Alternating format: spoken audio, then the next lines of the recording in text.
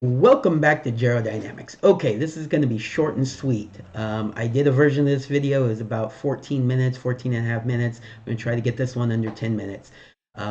We are going to try to make this as easy to understand as possible. We are talking about the current arguments over the default debt ceiling, spending, and taxes. Okay, I've already done a whole video talking about how the debt ceiling and the default have nothing to do with each other. Feel free to watch that video, though they are not tied together one bit. So no, we don't need to raise the debt ceiling to avoid a default. But there are other things being tied to this debt ceiling debate. So let's talk about those.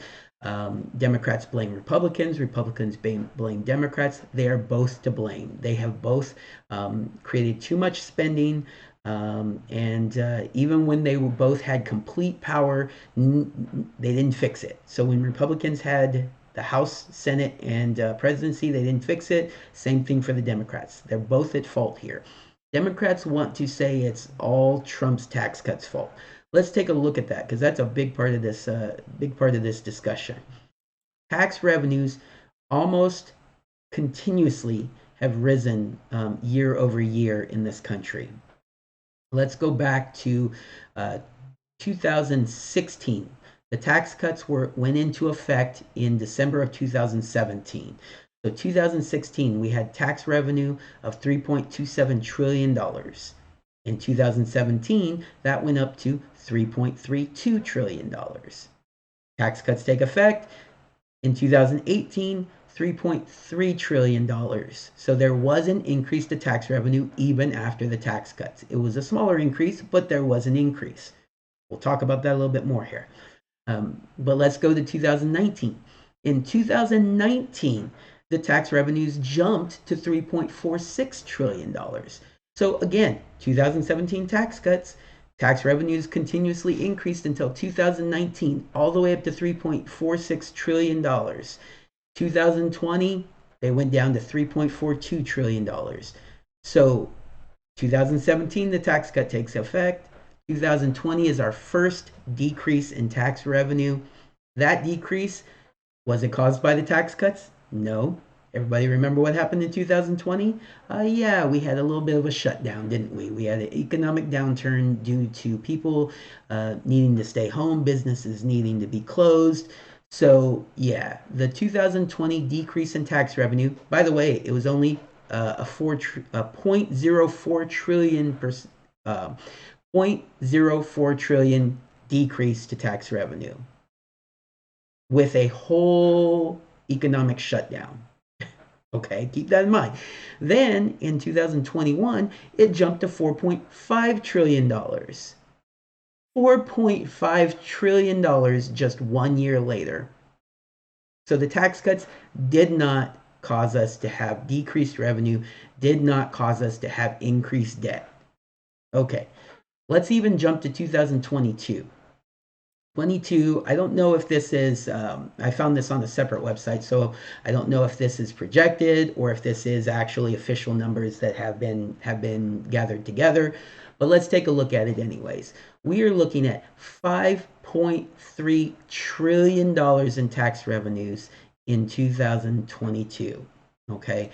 5.3 is almost a whole trillion dollars more than 2021. So 2022, 5.3 trillion, 2021, 4.5 trillion. That's almost $1 trillion in additional tax revenue. So the tax cuts did not create a reduced tax revenue. Okay, so don't let them blame the debt on the tax cuts. We are looking at spending. Spending in 2022 was $6.48 trillion. $6.48 trillion in spending in 2022. Okay. Now it's even more, I'm sure. I haven't looked at the 2023 numbers.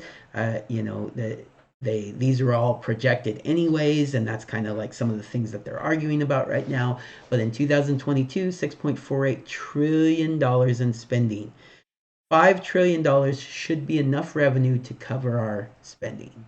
We need to get that spending down. So let's kind of take a look at this concept here. If we did this as a one-time thing, there would be some pain there. There would be some pain in the cuts. So we have 6.48 trillion in spending, 5.03 in revenue. We are looking at a $1.45 trillion deficit, which is about 22% of spending, a little bit more than 22% of spending. So to get us under that $5 trillion revenue mark, we would definitely need like a 23% cut in spending. Okay, and I'm not gonna sugarcoat that. That would be tough that one time. But if we were able to do that, moving forward, tax revenues will continue to increase. Spending could continue to increase alongside of it, and we wouldn't have to be going through these tax cuts anymore. We wouldn't have to be having this conversation about raising the debt ceiling. We wouldn't have to be having these conversations about deficits every year.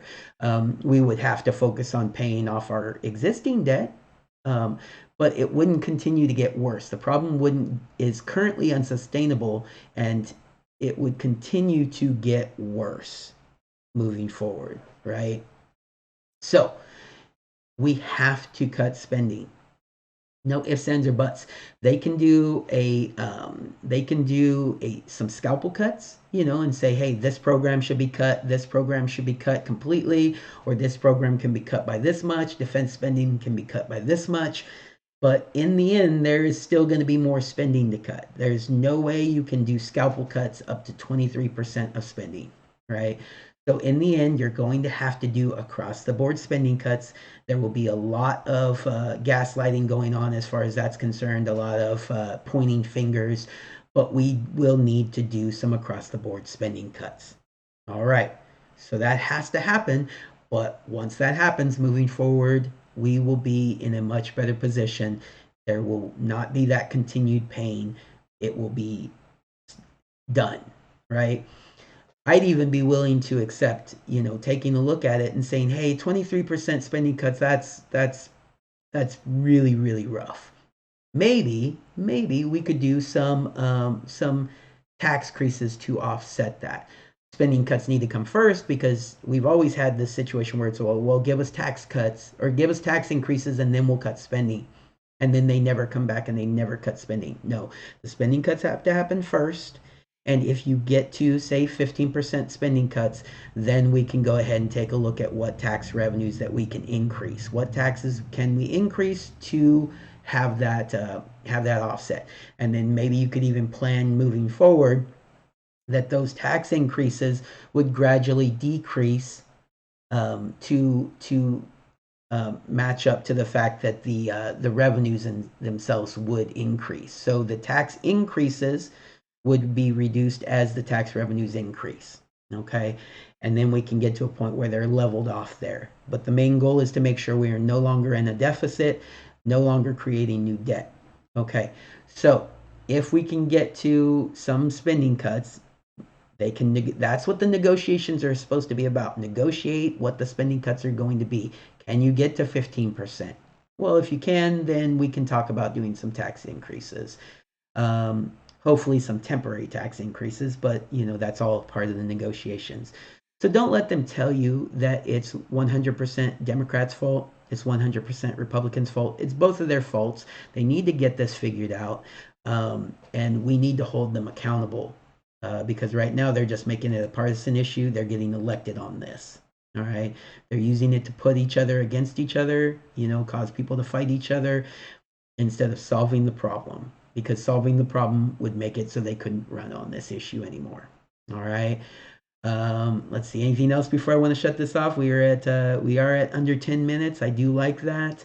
Let me know if you have any questions. If you have any comments about this moving forward. This is a brief summary of what we're looking at. This can be fixed. All right, everybody. Take care. Have a good day.